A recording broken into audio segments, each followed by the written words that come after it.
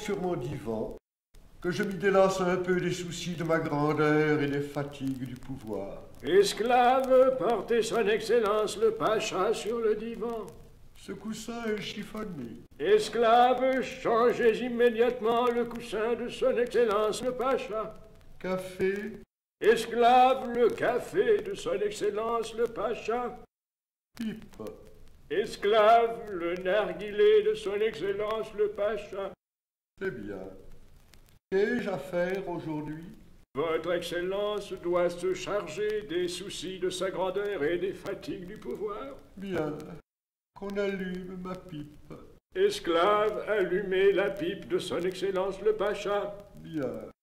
Et maintenant qu'on me laisse. Musique. Esclave, la musique de son excellence le pacha.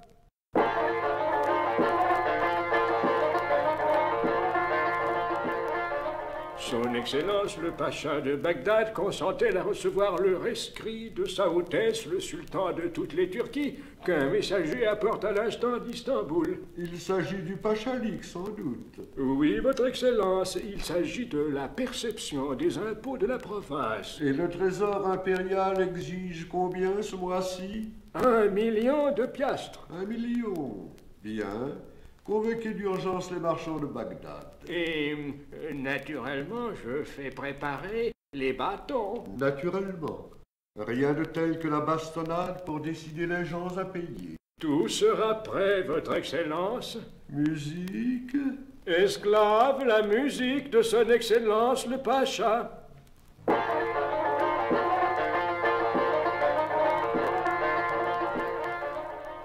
Papa Pacha, puis-je entrer? Entre, charme des yeux. Entre, ma fille bien-aimée. As-tu bien dormi cette nuit?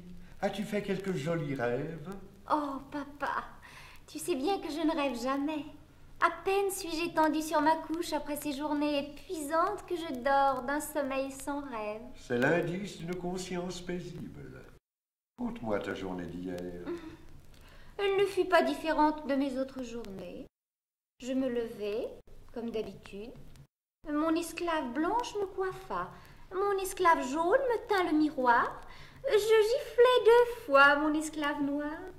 Puis je sortis dans le grand chariot à bœufs, je fis le tour de la ville, passai au bain 3 heures, et j'usai le reste du temps en visite à goûter des confitures de roses et à me moquer de mes amis. Tu comprends, papa, qu'après de pareilles journées, je n'ai plus la force de rêver. Je te comprends, ma fille. Cependant, ne t'arrive-t-il pas quelquefois de lire, de réfléchir, de broder, de faire de la musique? Oh, cher papa, ce sont là des fatigues que je laisse aux servantes. Quand on est fille de pacha, on vit pour s'amuser. Et qu'y a-t-il de plus amusant et de plus glorieux que de ne rien faire? Charme des yeux. Oh, ma très chère enfant, la sagesse parle par ta bouche. Votre Excellence, Oui. les marchands sont réunis, ils attendent votre bon plaisir. Retire-toi, ma fille bien-aimée. Sa Hautesse le Sultan exige 1 million de piastres ce mois-ci. Il me faut donc en trouver 2, dont un pour moi. Allons, laisse-moi, mon enfant, que j'assume les soucis de ma grandeur et les fatigues du pouvoir. Secrétaire, Votre Excellence, fais entrer les marchands. bien, Votre Excellence. Bénédiction sur toi et sur ta descendance.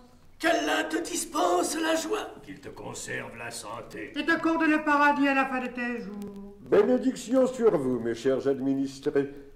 Sa Hautesse le Sultan. La bénédiction d'Allah soit sur lui. Que son règne soit glorieux. Et ses armes victorieuses. Et ses peuples prospèrent.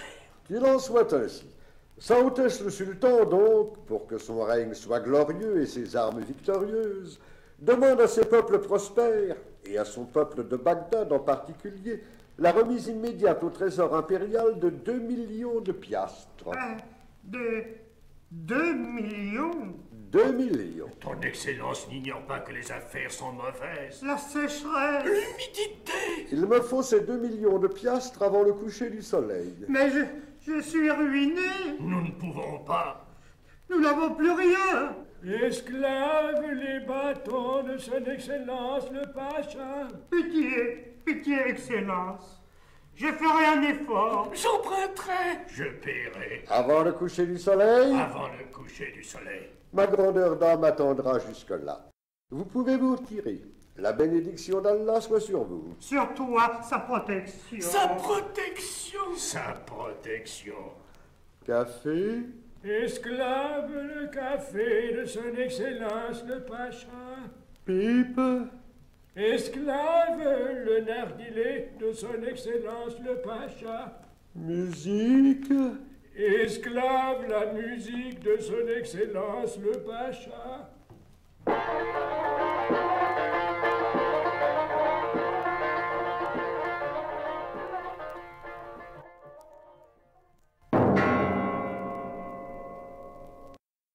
Votre Excellence m'appelle? le soleil va bientôt se coucher. L'argent est-il rentré? Pas tout à fait, il s'en faut de 2 bourses. Eh bien, que l'on saisisse le premier caravanier que l'on trouvera. Tout de suite, Votre Excellence. Un instant. Café, Esclave le café de son Excellence le Pacha. pipe, Esclave le narguilé de son Excellence le Pacha. musique, Esclave la musique de son Excellence le Pacha.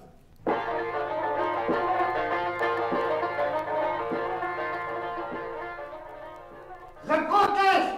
C'est du vol!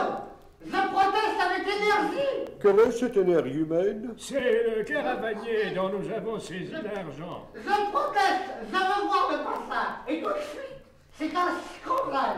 C'est du vol! Ce caravanier m'ennuie, faites-lui donc donner 25 coups de bâton sur la plante des pieds. Officier, la bastonnade, suspendez cet homme. 25 coups sur la plante des pieds. Je me plaindrai au lieu! Mon gouvernement ne m'excuse dans les... 50 coups de bâton. Officier, 50 coups de bâton. Mais je proteste! Ah! Je proteste! Ah! Je proteste! Secrétaire, Votre Excellence, café, esclave le café de son Excellence le Pacha. pipe, Esclave le narguilé de son Excellence le Pacha. musique, Esclave la musique de son Excellence le Pacha.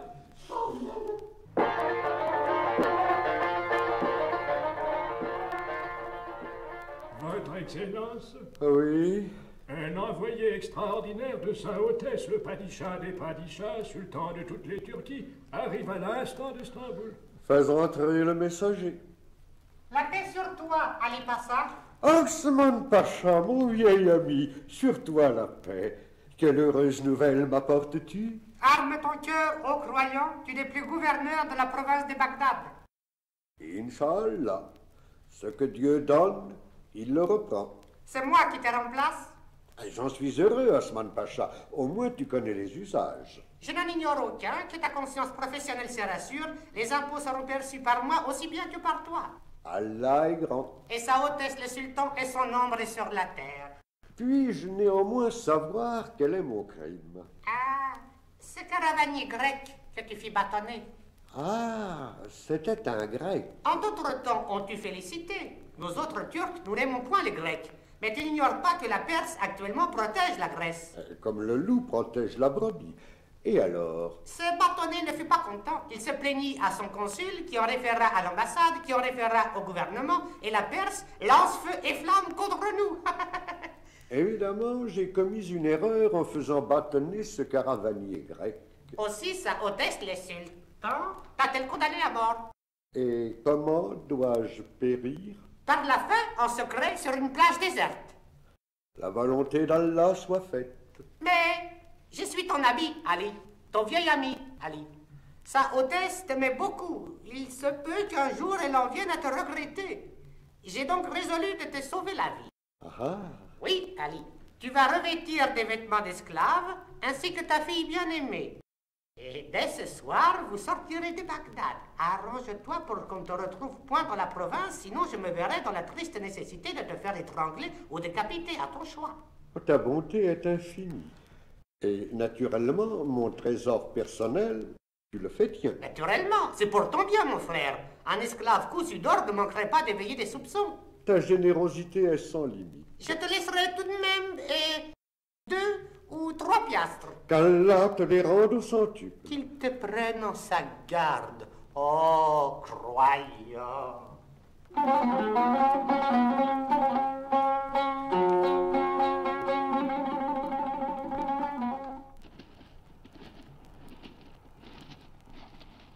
Marchons, ma fille.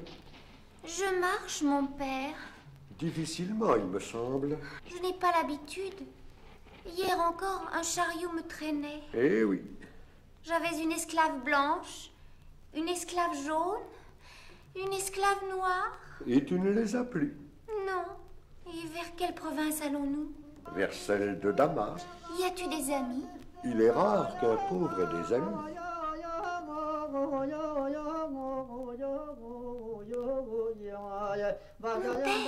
Ma fille? Nous voici à Damas.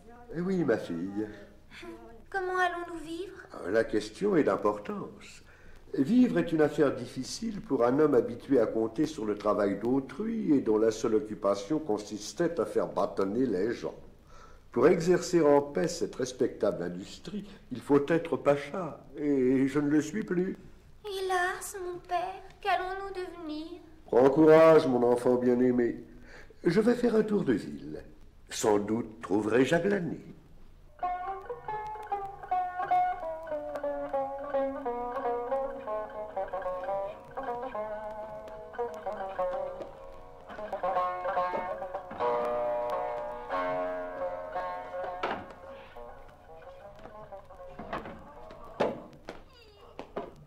Que font ces hommes? Le contentement est inscrit sur leur visage. L'effort aussi, d'ailleurs. Ils transportent d'énormes jarres d'huile de ce chariot jusqu'au magasin. Et chaque fois qu'ils déposent leur fardeau, le commis leur donne une petite pièce de cuivre. Voici qui est intéressant. Oh, l'homme! Seigneur marchand? J'ai besoin de portefeuille. Prends la file. Tu auras un para par cruche. Un para? Tout de suite, seigneur marchand. Chargez-moi cet homme, vous autres. Approche, idiot. Oui, seigneur marchand. C'est lourd. Va au plus vite, on n'a pas de temps à perdre. Oui, seigneur. L'imbécile est tombé. La jarre est brisée, toute l'huile est répandue.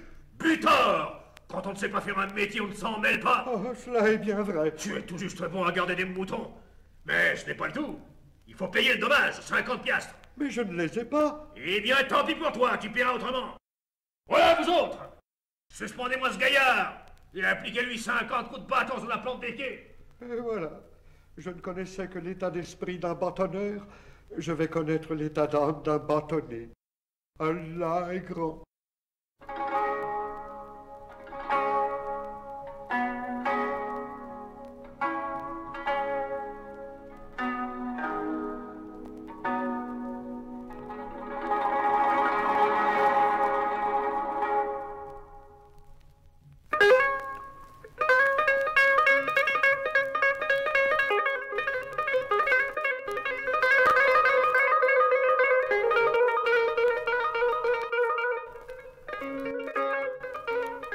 Charme les yeux.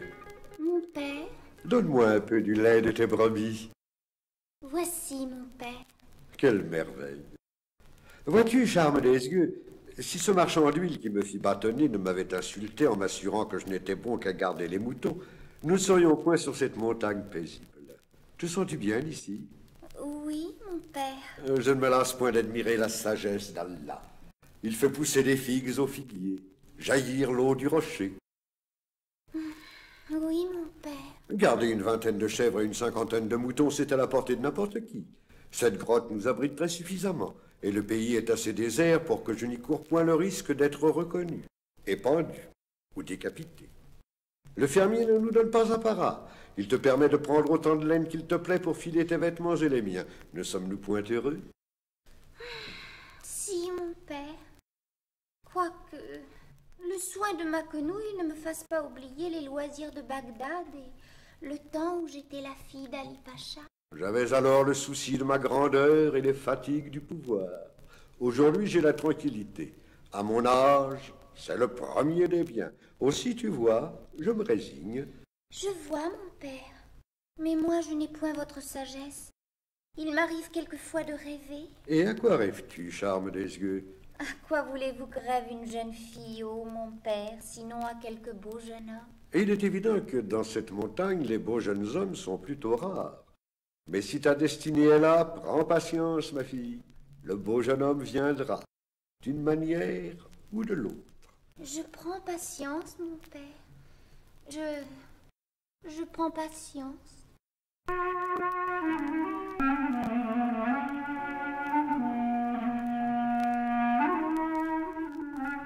Oh, jeune fille! Mon Dieu, un jeune homme. As-tu vu passer un grand oiseau bleu, un oiseau blessé? Je me suis égaré à le suivre. Mais où sommes-nous ici? Je ne sais pas, Seigneur. Papa! Papa! Papa! Par Allah que cette jeune fille est belle. Se peut-il que la fleur de la montagne soit plus fraîche que la rose de nos jardins? J'en aurai le cœur net.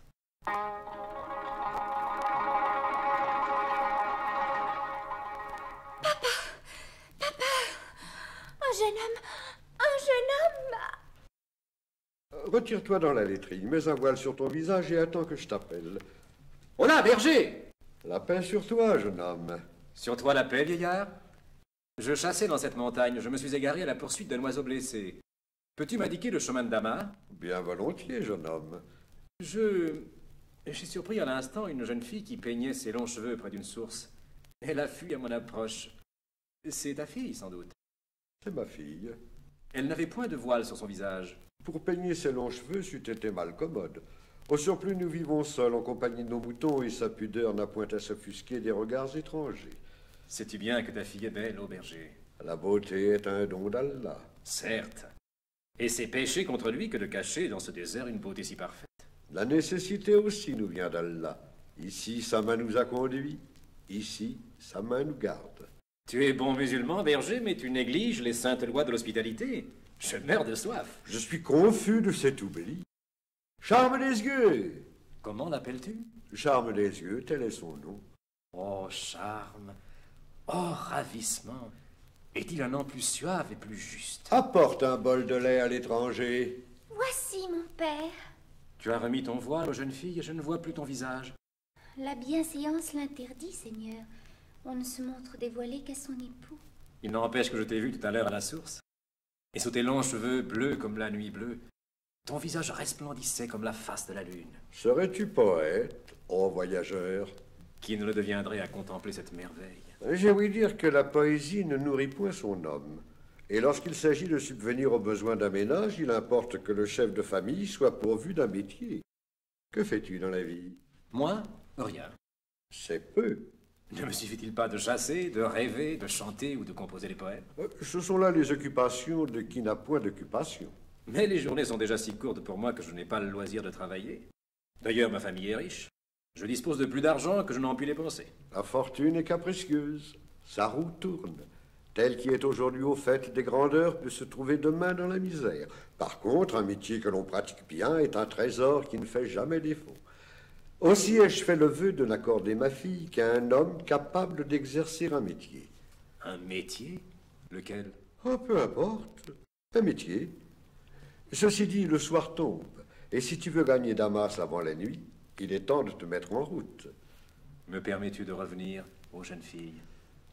Si mon père le permet, Seigneur. Me le permets-tu, ô berger? Quand tu auras un métier dans les mains.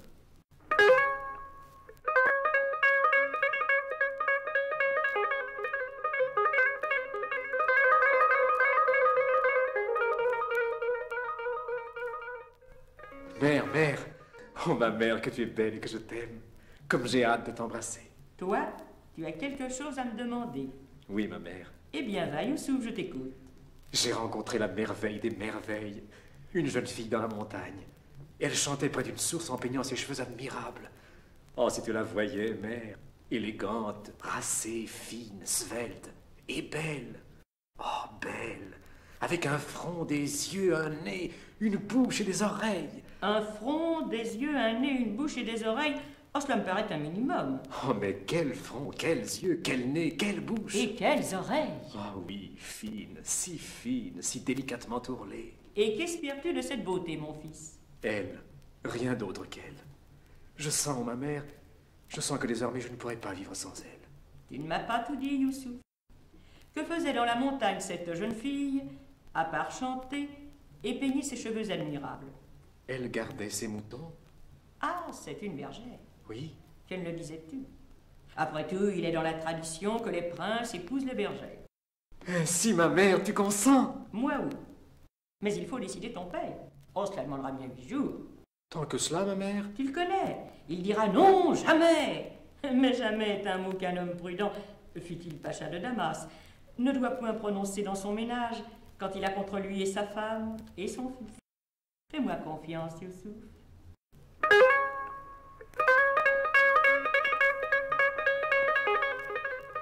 Jamais, jamais, jamais. Voyons, Ivar Pacha, réfléchis. J'ai dit jamais. Voilà 8 jours déjà que ton Excellence dit jamais. 8 jours? Vraiment? Vraiment? Et Youssouf n'a pas changé d'avis? Non. Et jamais ton Excellence n'a résisté si longtemps à mes prières et à mes larmes. Une gardeuse de moutons, je vous demande un peu. Le fils du pacha de Damas épouser une gardeuse de moutons. Mais cela est inconcevable. Cela est inconcevable, Ivar Pacha. Il n'en est pas moins vrai que notre fils dépérit. Il dépérit? Vraiment? On peut mourir d'amour. Tous les poètes le disent. Veux-tu donc que notre enfant meure lui aussi? Ce mariage est une sottise. Il en viendra. Justement, Ivar Pacha, on revient de tout, sauf de la mort. Ah bon, je suis fatigué de toutes ces jérémiades. Et va pour le mariage. On en va quérir cette gardeuse de moutons.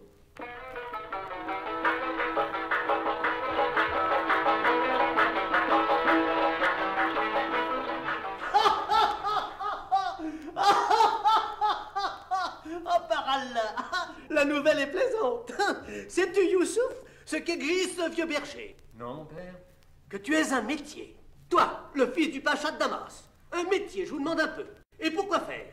Ce miséreux prétend qu'un homme digne de ce nom doit pouvoir subvenir par son travail aux besoins d'un ménage. Mais rassure-toi, Youssouf, tu veux la fille, tu l'auras. Je vais la faire amener de force. Quant au père, la corde au cou. Et nous en serons débarrassés. Mon père, ce moyen sans doute est irrésistible, mais vous n'auriez pas le cœur d'attrister de la sorte les premiers beaux jours de mon mariage. De grâce, laissez-moi mener cette affaire. Je saurais bien persuader ce vieux berger. Fort bien. Fais donc à ta tête. Mais je donnerais volontiers 1000 castres pour te voir revenir bredouille.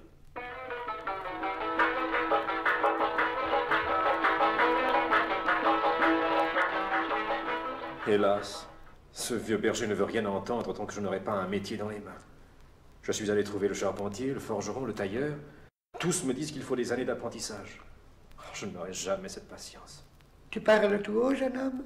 La paix et le salut sur toi, maître Vanier. Et sur toi la paix et le salut, jeune homme. Mais tu parais soucieux. Puis-je t'être utile? Je cherche du travail. Et ça ne doit pas être bien difficile à trouver. Et si, justement, tous me disent la même chose. Il faut au moins 3 ans d'apprentissage. Et encore, je ne serai guère habile. Or, c'est tout de suite, maître Vanier, que je veux gagner ma vie. En ce cas, si tu es pressé de travailler... Oh oui. Et si tu ne sais rien faire... Eh non. Et viens chez moi. Je t'enseignerai à tresser des nattes. Il n'y faut qu'un peu d'attention. Avant 8 jours, tu sauras.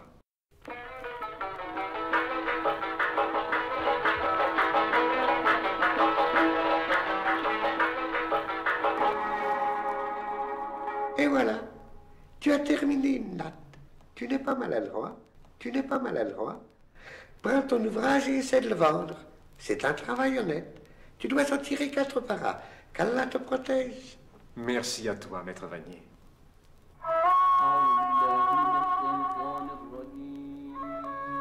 Tu m'achètes mon joli tapis, mon ami? Combien tu veux, toi? 6 paras. Oh là là, 6 paras, ma mère, mais je te donne 2. Non, 6. Ah non, 2. Ah, mais regarde bien. C'est rouge, c'est jaune, c'est vert. Beaucoup de jolies couleurs. Ouais, mais les pailles, ils sont pas bien serrés. Oui, mais c'est cause solide, hein. Tiens, je te laisse 5 paras. Écoute, tu dis 3 et je prends. Non, 5. À nous 3. Mais tu veux ma mort. À ce prix-là, je perds. C'est pas la peine de travailler, alors. Écoute, tu sais dire combien? Tiens, bah, c'est bien parce que c'est toi. 4 paras et demi. Eh ben, et tu feras de l'usage. Le fils de ton fils, il marchera encore dessus. Les filles des filles. Oui. 4,5 c'est trop. Voilà, va-t'en au diable. Mais tu regretteras. Jamais tu trouveras le pareil. Écoutez, ça seulement dire 4 et je prends. 4 paras, mais tu m'égorges. Si je paye tout de suite. J'ai dit 1, j'ai dit 2, j'ai dit 3. Tu as dit 4. Je dis 4, j'ai dit 4. Donne 4e para et je te donne banane. Les voici, les 4e pareil. Les diables, ils sont patafiolés, toi. Attends, tu m'as payé, hein? Oui, j'ai payé. Tu m'as bien donné 4 paras pour cette natte. Oui, j'ai payé, les nattes, ils sont pour moi. Non, je te donne une pièce d'or. Tu donnes les pièces d'or? Prends-la, il est à toi, mais moi je garde la natte. Mais tu es fou! Oui, je suis fou de joie. J'ai un métier, je gagne ma vie. J'ai gagné le charme des yeux.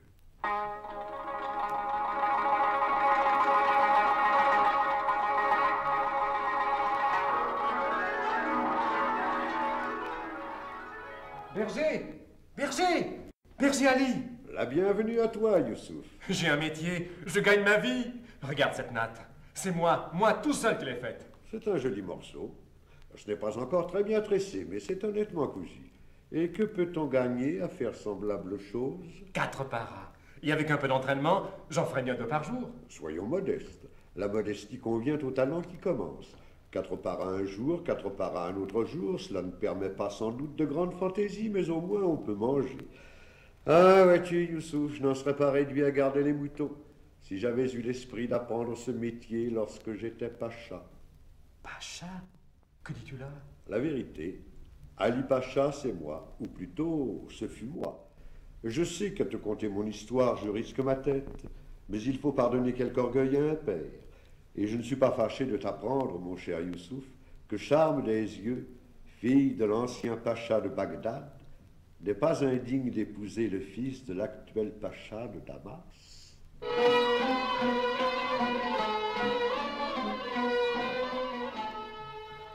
Oui, mes enfants, le Padicha des Padichas, sultan de toutes les Turquies, a bien voulu oublier mon erreur.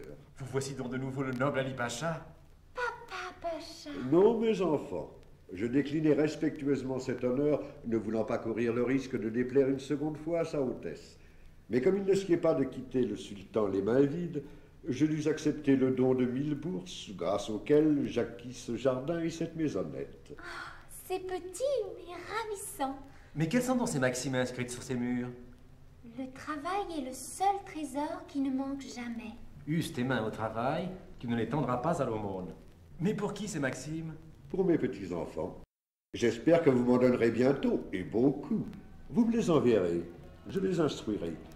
On n'oublie jamais, voyez-vous, les premières leçons de l'enfance. C'est à l'éducation que nous devons les 3/4 de nos vices et la moitié de nos vertus. Après tout, les méchants et les pachas ne sont peut-être que des enfants mal élevés.